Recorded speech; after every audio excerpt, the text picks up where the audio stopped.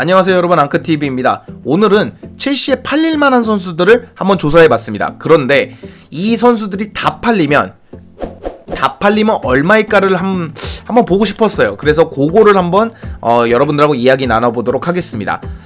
선수가 팔릴 선수가 많기 때문에 좀 빠르게 알아보도록 하겠습니다. 피카요 토모리 같은 경우에는 완전 이적 옵션을 달고 갔기 때문에 가장 먼저 팔려야 되는 선수이기도 하고 가장 먼저 팔릴 것 같은 선수이긴 합니다. 피카요 토모리는 이제 2,850만 유로, 하나로 한 380억에서 400억 정도 되는 금액이잖아요. 그 정도에 팔릴 것이라고 파브리치 로마노는 얘기했고, 사실 이건 그렇게 크게 놀랄만한 뉴스는 아니에요. 왜냐면 완전 이적 옵션이 달려있는 옵션이 그런 임대딜이었기 때문에 뭐 그렇게 놀랄 일은 아닙니다. 문제는 말디니 단장도 그렇고 너무 높다, 아니 이 선수가 뭘 보여줬다고 400억을 달라 그러냐, 좀 깎자, 이런 입장이고, 첼시는 아니 완전 이적 옵션을 달고 갔는데 어떻게 깎냐, 내놔라, 이런 입장이기 때문에 답보 상태라고 보시면 될 것 같습니다. 개인적으로 첼시가 이겼으면 좋겠습니다. 다음은 바클리인데요. 바클리는 이제 풋볼 인사이더에서 얘기한 거는 한 3,500만 파운드, 550억이라고 하는데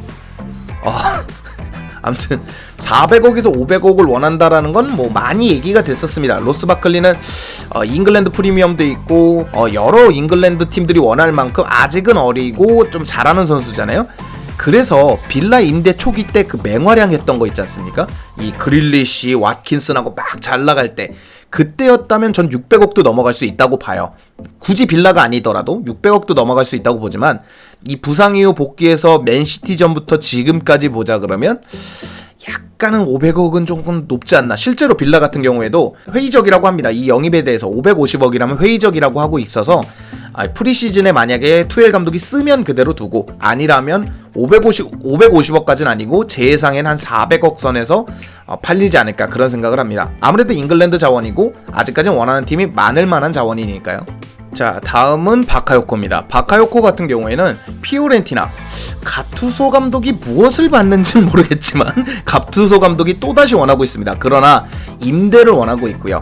파브리치 로마노가 얘기하듯이 임대를 원하는 자원이기 때문에 딜이 어려울 수도 있는 그런 자원이고요.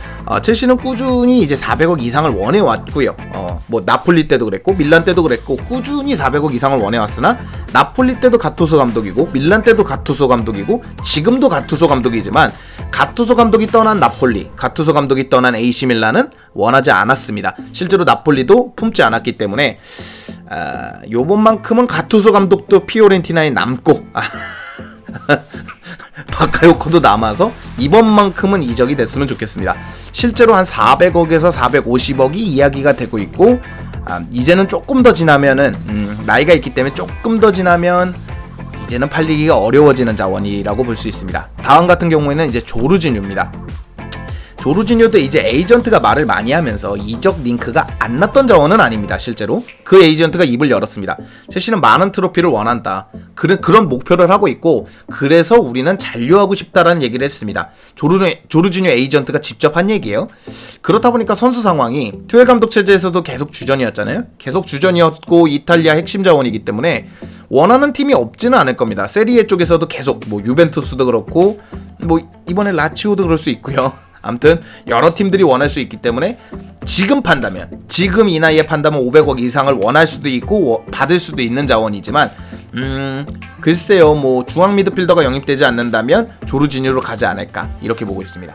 자, 다음은 이제 지에은인데요. 지에은은 좀 얘기가 많죠. 요 근래 뭐 AC 밀란 얘기도 있고 유벤투스 얘기도 잠깐 있었고 뭐 이것저것 얘기가 나오고 있습니다. 왜 그러냐면 투엘 체제에서 좀 밀려있는 게 사실이에요. 3백으로 들어오면서 4백의 램파드 체제보다는 확실히 지에가 이제 예전보다는 좋아지긴 했지만 이 투엘 체제에서는 조금 애매해진 게 사실이거든요. 샘프리 밀란이라는 곳에서는 첼시의 이적료를 5천만 유로, 670억, 700억 가까이를 원한다라는 거죠. 그 정도를 원하고 있고, 이게 왜 그러냐면 투엘 체제에 밀려있긴 하지만 워낙에 좋은 선수잖아요. 아약스 시절, 램파드 시절 때 너무 좋았던 선수이고 2025년까지 첼시가 계약이 돼 있기 때문에 이적료가 높을 수밖에 없습니다. 낮은 이적료로 чел시가 보낼 자원이 아니기는 해요. 여차하면 첼시가 쓰면 되니까.